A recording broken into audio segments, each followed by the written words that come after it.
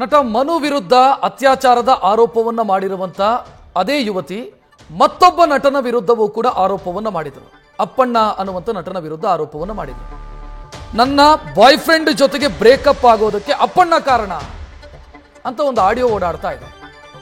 ಆ ಆಡಿಯೋಗೆ ಸಂಬಂಧಿಸಿದಂತೆ ಈಗ ಅಪ್ಪಣ್ಣ ಕ್ಲಾರಿಟಿ ಕೊಟ್ಟಿದ್ದಾರೆ. ಸಂತ್ರಸ್ತೆ ನಟಿ ಮಾಡಿರುವಂತ ಆರೋಪದಲ್ಲಿ ಸತ್ಯಾಂಶ ಇಲ್ಲ. ಇದು 1.5 ವರ್ಷದ ಹಿಂದಿನ ಹಳೆಯ ಆಡಿಯೋ. ಇದು ಅವರಿಬ್ಬರ ಮಧ್ಯೆ ತುಂಬಾ ಪಾಸಿಟಿವ್ನೆಸ್ ಇತ್ತು. ನಮ್ಮನ್ನ ದೂರ ಇಡೋದಕ್ಕೆ ಮನು ಮಾಡಿಸಿರುವಂತ ಆಡಿಯೋ ಇದು.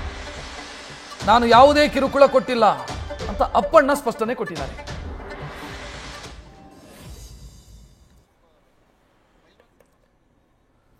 ಅಪ್ಪಣ್ಣ ಮಾತನಾಡಿದ್ದಾರೆ ನ್ಯೂಸ್ ಫಸ್ಟ್ ಜೊತೆಗೆ, ನೋಡೋಣ. ಆರೋಪದಲ್ಲಿ ಸತ್ಯಾಂಶ ಇಲ್ಲ. ಸೊ ಹಾಗಾಗಿ ನೀವು ದಯವಿಟ್ಟು ನಾನು ಏನಂತಂದ್ರೆ ನೀವು ಅವ್ರನ್ನೇ ಕೇಳಿ, ಯಾರು ಇದರ ಸಂತ್ರಸ್ತೆ ಅವರೇ ಹೇಳ್ತಾರೆ ಅದ್ರ ಸತ್ಯನ ಸುಳ್ಳ ಅಂತ. ನಾನು ನಿಮ್ಗೆ ಕೇಳ್ತಿರೋದು, ನೀವು ಅವ್ರನ್ನೇ ಕ್ಲಾರಿಟಿ ತಗೊಂಡ್ಬಿಡಿ ಅಂತ. ಅದ ಪರಿಚಯ ಐತೆ ಎಷ್ಟು ವರ್ಷದಿಂದ ಅಂತ ಅನ್ಬಿಟ್ಟು ಹೆಂಗೆ ಅದು ನೇರವಾಗಿ ಒಂದೇ ಸೀಸನ್ ಅಲ್ಲಿ ಇದ್ದೀವಿ ನಾವೆಲ್ಲರೂ. ಓಕೆ, ಹಾ. ಸೊ ಒಂದೇ ಸೀಸನ್ ಇರೋ ಗೆಳೆಯರು ನಾವೆಲ್ಲರೂ ಒಟ್ಟಿಗೆ ಕೆಲಸ ಮಾಡ್ತಾ ಇದ್ವಿ. ಹಾಗಾಗಿ ಅವರು ಬೇರೆ ಇನ್ನೊಂದು ಖಾಸಗಿ ವಾಹಿನಿಗೆ ಹೋದ್ರು, ಬೇರೆ ಇನ್ನೊಂದು ಶೋಗೆ, ಇದು ನಮ್ಮ ಇದು ಚಾನಲ್ ಬಿಟ್ಟು. ಅವಾಗಿಂದ ನಾನು ಸಂಪರ್ಕದಲ್ಲಿಲ್ಲ. 2 ವರ್ಷದಿಂದ ನಾನು ಅಷ್ಟಕ್ಕಷ್ಟೇ ಅವ್ರ ಜೊತೆ ಇರ್ತೀನಿ. ಬಟ್ ನಾನೇನು ಸಂಪರ್ಕದಲ್ಲಿ ಇರಲಿಲ್ಲ. ಸೊ ಹಾಗಾಗಿ ಇದು ಯಾವಾಗ ಏನಾಯ್ತು ಇದನ್ನಾಯ್ತು ನನಗೆ ವಿಷಯ ಗೊತ್ತಿಲ್ಲ. ಬಟ್ ನನಗೆ ಈಗ 4 ತಿಂಗಳಿಂದ ಅಂತೂ ನನ್ನ ವೈಯಕ್ತಿಕ ವಿಚಾರ ಬಹಳ ನೊಂದ್ಕೊಂಡ್ರು. ನನ್ನ ತಾಯಿ ಗರ್ಭಕೋಶ ಕ್ಯಾನ್ಸರ್ದಿಂದ ಬಳಲ್ತಾ ಇದ್ರು. ನಾನು ಅವ್ರನ್ನ ಟ್ರೀಟ್ಮೆಂಟ್ ಕೊಡಿಸೋದು, ಕಿದ್ವಯದಲ್ಲಿ ಕರ್ಕೊಂಡು ಹೋಗೋದು. ಆಮೇಲೆ 20 ದಿನದ ಹಿಂದೆ ತೀರು ಹೋದ್ರು ನನ್ನ ತಾಯಿ. ನಾನು ಆ ದುಃಖದಲ್ಲಿ ಆ ನೋವಲ್ಲಿದ್ದಾಗ ಇದೆಲ್ಲ ಇನ್ನೇನೋ ಹಿಂದ್ಗಡೆಯಿಂದ ನಡೆದಿದೆ, ನನಗೆ ಗೊತ್ತಿಲ್ಲ ಏನಾಗಿದೆ ಅಂತ. ನಾನು ನಿಮ್ಗೆ ಕೇಳ್ತಿರೋದು ಅಂದ್ರೆ ನೀವು ದಯವಿಟ್ಟು ಹೋಗಿ ಒಂದ್ಸತಿ ಆ ಸಂತ್ರಸ್ತನೇ ಕೇಳಿ. ಕರೆಕ್ಟ್. ಈಗ ಇದು ಹಳೆ ಆಡಿಯೋನೇ ಏನು ಅಂತ ಅನ್ಬಿಟ್ರೆ ಇದು 1.5 ವರ್ಷ ಅದು ಹಿಂದಿನ ಸರ್ ಕತೆ ಇದೆ. ಓಕೆ, ಏನಾದ್ರು ಗಲಾಟೆ ಆಗಿತ್ತಾ ನಿಮ್ಮ ಮಧ್ಯೆ? ಆ ಥರ ಏನಾದ್ರು ಏನಿಲ್ಲ. ಅವ್ನ ಶೋಗೆ ಹೋಗ್ಬೇಡ ಅಂತ ಹೇಳಕ್ಕೆ ಮಾಡಿಸ್ಕೊಂಡ್ರು ಆಡಿಯೋ ಸರ್. ಯಾರ ಶೋಗೆ? ನನ್ನ ಇವೆಂಟ್ಗಳಿಗೆ ಹೋಗ್ಬೇಡ ನೀನು ಅವನು ಹತ್ರ. ಅವರು ಪ್ರೀತಿಯ ಮಧ್ಯೆ ಪೊಸೆಸ್ನೆಸ್ ಆಗಿ ಅವನು ಹೋಗ್ಬಾರ್ದು ನೀನು ಅವ್ನ ಶೋಗೆ ಅಂತ ಹೇಳಿ ಅದು ಹಂಗೆ ಮಾಡ್ಕೊಂಡಿರೋದು.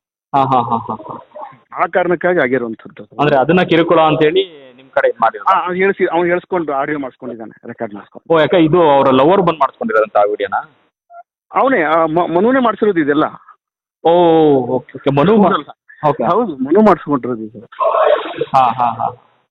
ಆನಂತರ ಏನಾದ್ರು ನಿಮ್ ಜೊತೆ ಮಾತಾಡ್ಲಿಲ್ವಾ ಅವರು? ಈ ವಿಡಿಯೋ ಆಡಿಯೋನೆಲ್ಲ ಮಾಡ್ಕೊಂಡಾದ ನಂತರದಲ್ಲಿ ಹಿಂಗೆ ಮಾಡಿ ಹೇಳಿದ್ರು ನನಗೆ ಅವರು. 1.5 ವರ್ಷದಿಂದ ಹೇಳಿದ್ರು ಹಿಂಗಾಗಿದೆ ಅಂತಂದಾಗ ನಾನು ಇದೆಲ್ಲ ಒಳ್ಳೇದಲ್ಲ ಕಣ್ರಪ್ಪ, ನಾನು ಸ್ವಲ್ಪ ಸೀನಿಯರ್ ಅವ್ರಿಗೆ ವಯಸ್ಸಲ್ಲಿ ದೊಡ್ಡವನಾಗಿ ನಾನು ಬುದ್ಧಿ ಹಿಡಿತೆ.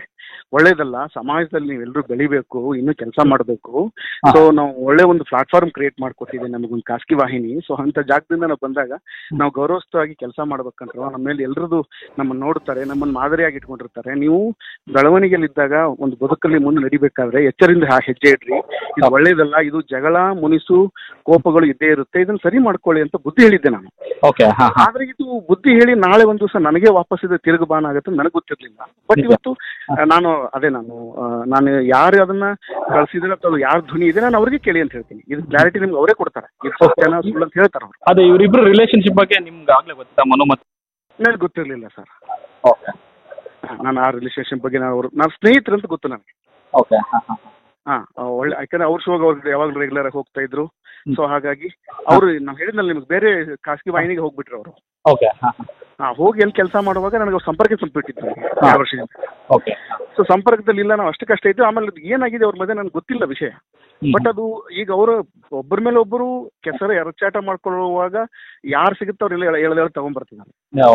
ಈ ಹಿಂದೆ ಅವ್ನು ಬೇರೆ ಒಬ್ಬ ಲೇಡಿ ಡಾನು 2 ಹೀರೋಗಳು ಇದಾರೆ ಅಂತೆಲ್ಲ ಹೇಳಿದಾನೆ. ಅದು ಯಾರು ಈ ಕ್ಷಣಕ್ಕೂ ನಿಮ್ಗೆ ಎಷ್ಟು ಯಕ್ಷ ಪ್ರಶ್ನೆ ಕಾಡ್ತಾ ಇದೆ, ನಮಗೂ ಅದೇ ಪ್ರಶ್ನೆ ಕಾಡ್ತಾ ಇದೆ. ಏನಪ್ಪ ಇದು, ಯಾಕೆ ಹಿಂಗ್ ಮಾಡ್ತಿದ್ದಾನೆ ಈ ಮನುಷ್ಯ?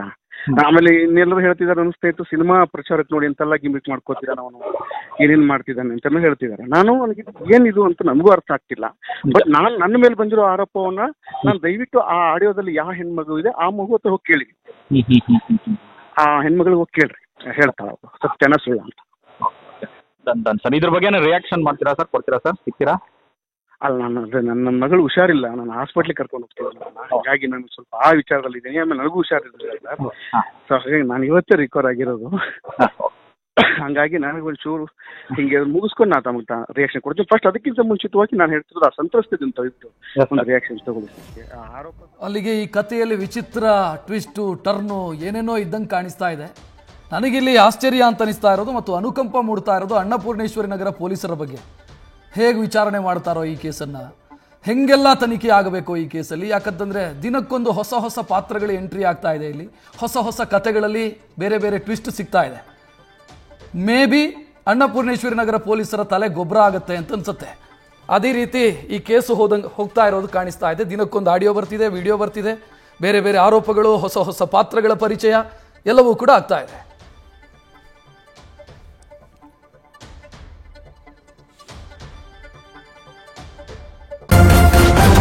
ನ್ಯೂಸ್ ಫಸ್ಟ್ ನಿರ್ಭೀತಿಯಿಂದ ನಿಮ್ಮ ಪರವಾಗಿ.